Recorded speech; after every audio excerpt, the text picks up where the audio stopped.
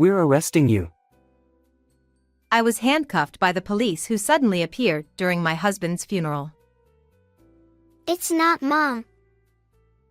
Despite my 4-year-old daughter crying out, none of the adults believed her. Helpless, I was taken away in a patrol car. This must be some mistake. Despite my fervent denial, the police claimed there were eyewitnesses.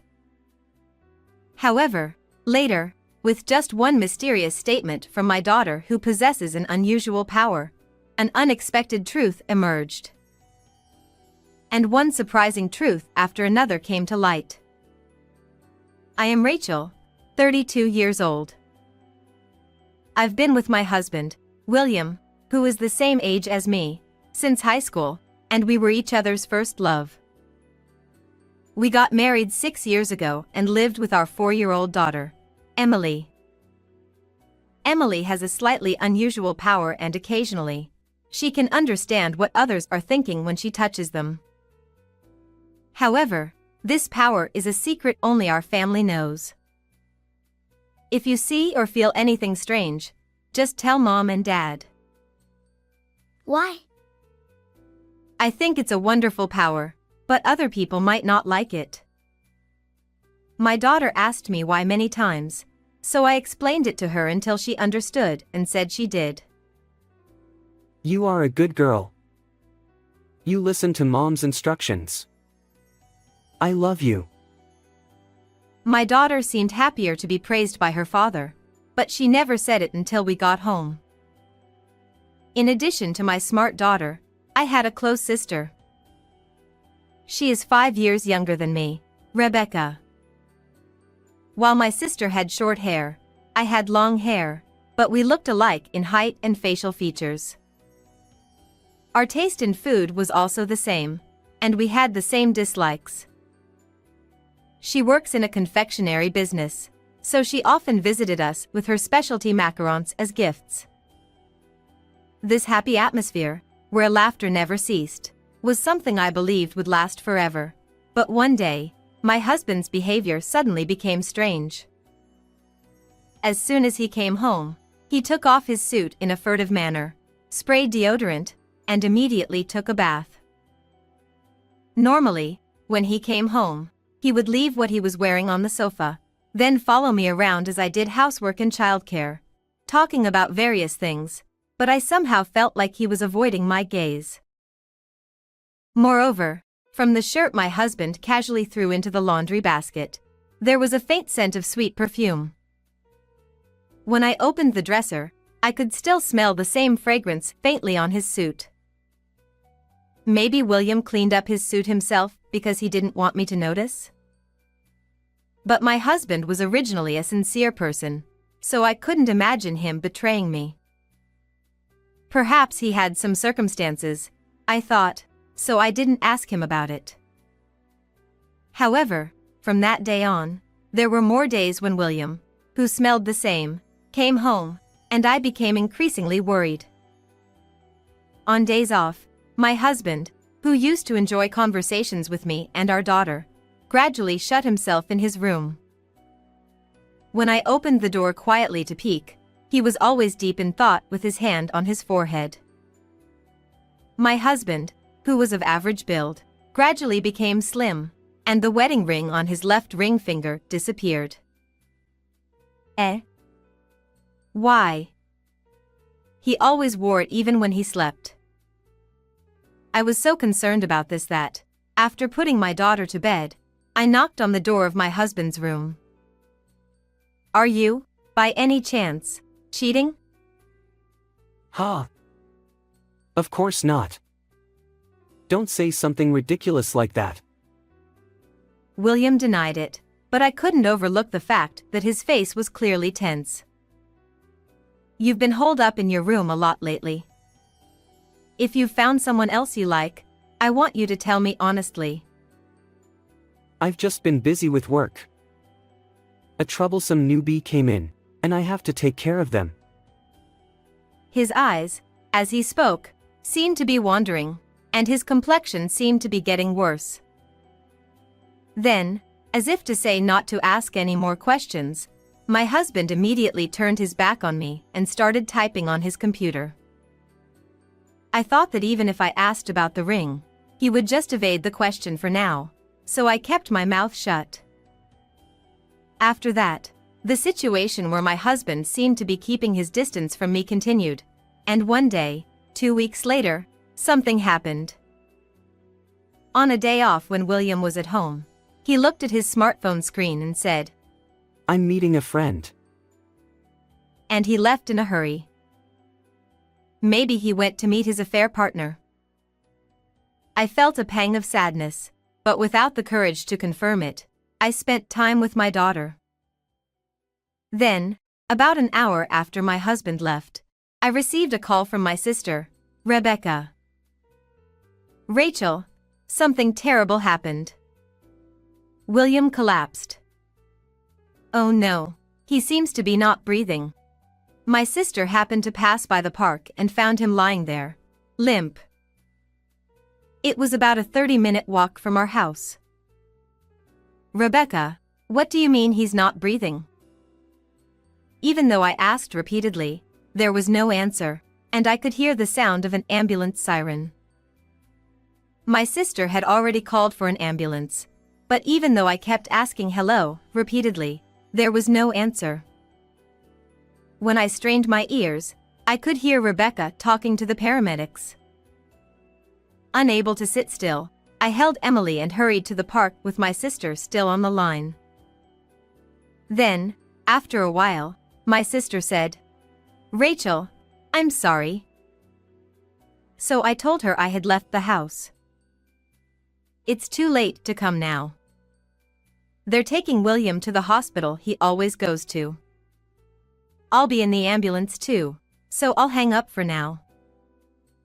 After hearing Rebecca's reply, I returned home with Emily, and I rushed to the hospital, about an hour's drive from home. It was close to my husband's workplace, so when his allergic constitution worsened, he would go for a checkup after work. Waiting for me at the hospital was my husband, who looked completely different.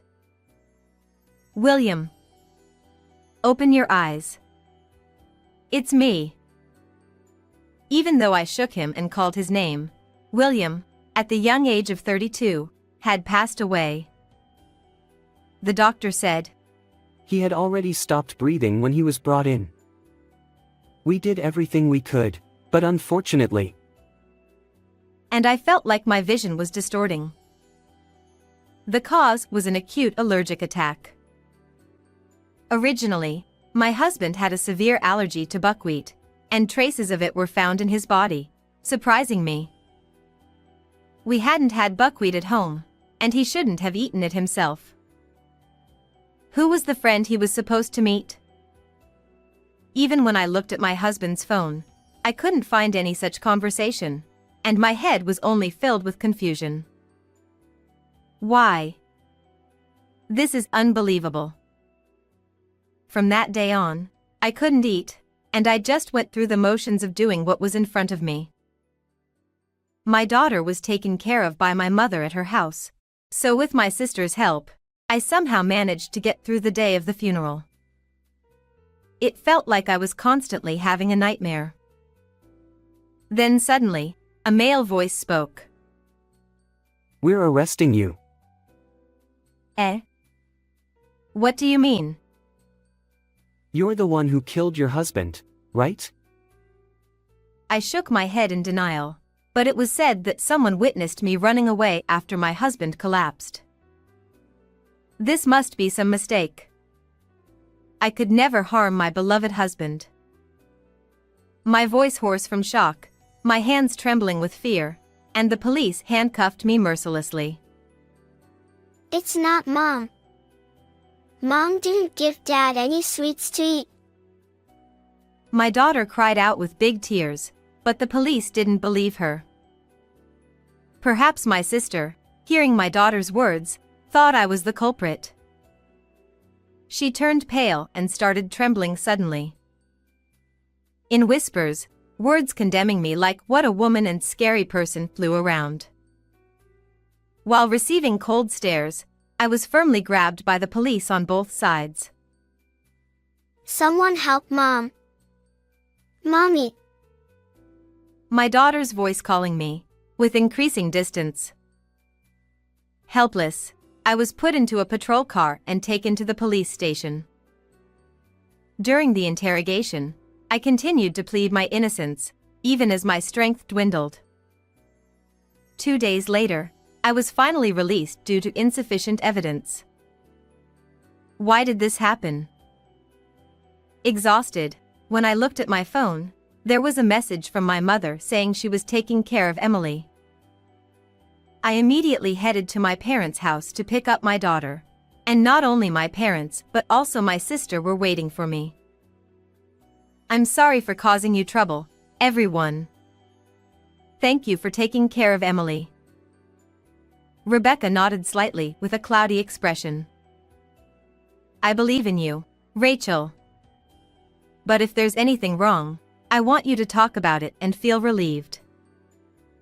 My sister, who found William and called me, peered at my face with a worried expression. Her eyes somehow seemed to be suspicious of me. And according to my mother, even relatives were convinced that I was the culprit. No. Mommy didn't do it. I'm sure of it. While my daughter believed in me, my parents asked, "Are you really not the one? Doesn't anyone besides Emily believe me?" Even though it was my own family, it felt like they were all looking at me with suspicion. Although my parents tried to stop me, I couldn't bear it and returned home with my daughter. Upon arrival and entering, the sorrow of losing my husband welled up all at once, and I couldn't help but cry out and scream.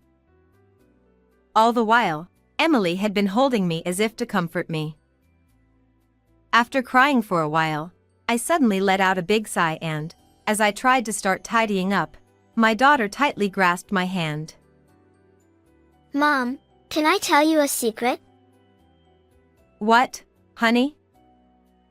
And then, she told me who was with William on the day he passed away. I believed in my daughter's mysterious power, but I never thought that person could be the culprit. To clear that person's name, we need to find the real culprit. I wiped away my tears and resolved to confront the person who sent my husband to the afterlife with my own hands. Searching for any clues, I found a note in his work bag. It said, "William, I love you. Please accept my feelings." Still, while suspecting that my husband might have been cheating, I opened his phone to check if there was any correspondence with that person. However, there was not a single trace of such exchanges. Feeling stuck, I eventually contacted my sister. "Rebecca, can I come to the apartment to sort through William's belongings?" "Okay." Wanting to enlist my sister's help, I arranged to meet her in this way. 2 days later, I left my daughter with my mother and visited Rebecca's apartment, where she had a day off from work. When I rang the doorbell, she immediately welcomed me into her room. "Big sis, are you okay after everything? You can tell me anything. Take it easy today." After thanking my sister, I handed her the watch that William cherished the most. "Isn't this William's favorite watch?" "Rebecca, did you know about it?" "Of course. William mentioned it to me. I'll take good care of it." Surprised but grateful, Rebecca accepted the watch graciously. As a gesture of thanks for taking care of my daughter, I brought her favorite wine and suggested we talk while drinking. Well, it turns out that William might have been cheating. "Oh, really?" I expected more surprise from her, so her reaction seemed unexpected to me. "Rachel, why do you think that?" He would come back home wearing perfume, and sometimes he'd lock himself in his room. "I see.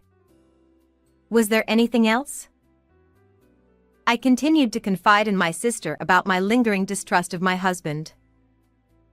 While nodding along with a glass of wine in hand, my sister also mentioned that it seemed like William had met with a woman on the day he passed away. She went on to explain the circumstances of finding my husband and offered to assist in catching the real culprit. Gradually, my sister seemed to be getting tipsy and ended up dozing off on the sofa. "Rebecca, you'll catch a cold if you sleep here." Despite shaking her gently, my sister didn't wake up, already in deep sleep. I just called out to her and went to pick up my daughter from my parents' house. Upon arrival, I asked Emily again in front of my parents about the characteristics of the culprit and the situation at the time, as she had told me before. I was increasingly convinced of my daughter's mysterious power. "Do you remember what snacks Daddy had that day?" He likes the round ones. He said they were homemade. Not just me, but my parents also held their breath, unable to speak immediately. However, we managed to identify the culprit. While surprised, my parents said, "We can't just leave it like this. We should report it to the police right away. I'd rather have them apologize from here first rather than handing them over to the police immediately. Rebecca is helping with catching the real culprit, so it'll be fine." I informed my parents of my plan and made preparations steadily. 2 days later, I watched near the apartment where the person who erased William from this world lived, and as expected, she came out to dispose of non-combustible garbage. Holding my breath to avoid being found, I listened, and sure enough, she received an email on her phone. As she looked at the screen, her expression changed abruptly, and she started looking around. The notifications kept coming. Then, with a loud scream, she dropped her phone. "If you drop it like that, it'll break." I approached her gently, picking up the phone and speaking. "Huh? Rachel? Oh, it seems like a message from William from the afterlife came in. Surprising that even ghosts can send emails, isn't it?" Displayed on the screen were messages like, "How dare you kill me, or you will be caught for sure." As my sister's hands trembled, I swiftly took the non-combustible garbage bag from her and emptied it. Inside was a wig with long chestnut-colored hair, just like mine. I knew it. "I know it was you who killed William." My sister hastily snatched the wig from me and opened the apartment door, so I followed her and entered the room. The scent of my husband's shirts and suits still lingered faintly in Rebecca's room. In fact, I had noticed this smell when I came here 3 days ago. I had also confirmed the scent of the perfume bottle on the dresser while my sister was asleep. When I showed my sister the screen of my husband's phone, she suddenly became angry. "You sent that email just now, didn't you? Stop scaring me." "Indeed, it was all part of my plan." "I don't want to hear it from you. You kept hugging my husband and sending him messages to break up with me." "Huh? Where's the evidence for that?" Facing my sister's bold attitude, I showed her the photos I took when I came to this apartment 3 days ago. It was the screen of my sister's phone, showing the persistent messages she sent to William. My sister had developed feelings for my husband and was trying to make him hers. Frustrated with her behavior, William had repeatedly tried to persuade her to stop. However, my sister's actions only escalated. Gradually, "If you don't break up with Rachel, I'll send Emily and her to the afterlife," she began threatening. I deleted all the emails from William's phone. I messed up. Since all the history was erased from my husband's phone, I couldn't find anything. However, Because my sister's phone screen remained intact, I was able to understand everything that had happened. Wait a minute, how did you realize that I was sending messages to William? Oh, I see. It's a leading question. You're using such cheap tactics. As she cursed me, I took out a piece of memo paper from my bag and unfolded it. This is your handwriting. It was in William's work bag. Since it was crumpled, my husband must have forgotten about it. As I took out the memo I brought, my sister's eyes flickered for a moment. You suspected me just because of that? No. I know someone close to me who has a mysterious ability. That person said that after you called out William and made him eat the round snack, he collapsed. Huh? Moreover, it was said that you left William suffering and waited until his last breath. She probably didn't expect to be exposed to this extent. My sister suddenly turned pale and began trembling uncontrollably. You made the macarons that William liked, right? You added buckwheat flour to them. After my sister fell asleep, when I took the blanket from the closet, I found a wig with the same hair color as mine and buckwheat flour. To frame me, she deliberately wore a chestnut-colored wig and killed my husband. Then, after William collapsed, she hid it in the back of the bag, returned to her usual self, and pretended to find my husband. Although this story was told to me by my daughter, who has a mysterious power, I didn't reveal who gave me the information to Rebecca. Damn it. If you had been caught, everything would have gone smoothly. Hearing my sister's sharp words, I felt a chill run down my spine. But I couldn't falter now. For the sake of my late husband, I rallied myself. I clenched my lips in frustration as I passed by her, took out my husband's ring from the dresser drawer, and said, I can't believe you even took his wedding ring. If the ring disappeared, you'd think you lost to his mistress and break up, right? You and William are both so stubborn, it's annoying. What did you say? How about that? I made sure you two could never go back. Serves you right. She finally seemed defiant, crossing her arms and wearing a satisfied smile. My husband met with her that day to get the ring back and make her promise not to bother us anymore. The last message left on her phone confirmed this. Kind-hearted William, fearing my pain, surely tried to resolve it quietly. That's why he suffered so much, losing weight from worrying. Now, what are we going to do next? Turn ourselves in? Or should I call the police on you? Well, in that case, let's do this. My sister quickly went to the kitchen, grabbed a knife, and pressed it against her own throat. If you're going to expose my sins, I'll disappear from this world. William, I'm coming now, so wait for me. Looking up at the sky, Rebecca made gestures like a tragic heroine. But her hands trembled, and there was no movement. I seized the opportunity to snatch the knife from my sister and restrained her. Let go. I won't let you do as you please. The weight of taking someone's life will never disappear. Rebecca struggled, but just as I was determined not to let her escape, our father walked in. With tears in his eyes, he muttered, How pitiful. And grabbed hold of my sister to prevent her from running away.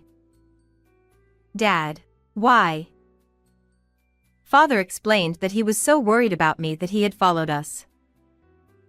After entering Rebecca's apartment for emergencies, I had left the door unlocked, which turned out to be fortunate. I'm sorry. I promise I'll never do it again, so please forgive me. That's not something that can be brushed aside with such light words. Reflect deeply from the bottom of your heart. I asked my father to take care of my sister, and as I began to call the police immediately, Rebecca panicked and shouted loudly. "Stop it, sis. Don't call the police. Please, I'm begging you. Your words don't resonate with me at all. I'm sorry. I'll live with the intention of atoning for this sin, so please forgive me." "Fine. I understand." After saying that, I pressed the call button and reported to the police, who arrived in 5 minutes. It turned out that the police had also suspected Rebecca, the first person at the scene. This is the email exchange between my husband and Rebecca. And here's the wig. The perfume is on the dresser, and the buckwheat flour is in the closet. After telling the police this, I looked at my sister coldly. "Rebecca, atone for your sins while you're alive." With a tone of voice I had never heard before, my sister flinched for a moment and was then taken away in a police car. Afterwards, based on the evidence seized from my sister's room and her confession, Rebecca was burdened with a heavy sin. Though it was like living a nightmare every day, clearing my husband's regret was the only solace. I'm nothing but grateful to my daughter who provided clues to find the real culprit. Thanks to your power, thank you. Mom, from now on, I'll protect you. Don't worry. Tears welled up uncontrollably at this. With her resemblance to her father and her kindness and intelligence, this child must be strong and resilient. For her sake, I decided to live strong and resilient. William, I'll pour my love into raising her for you. Looking up at the sky, I made a vow to my late husband and took a new step forward. How was this story? Please subscribe to the channel. Well then, see you in the next video.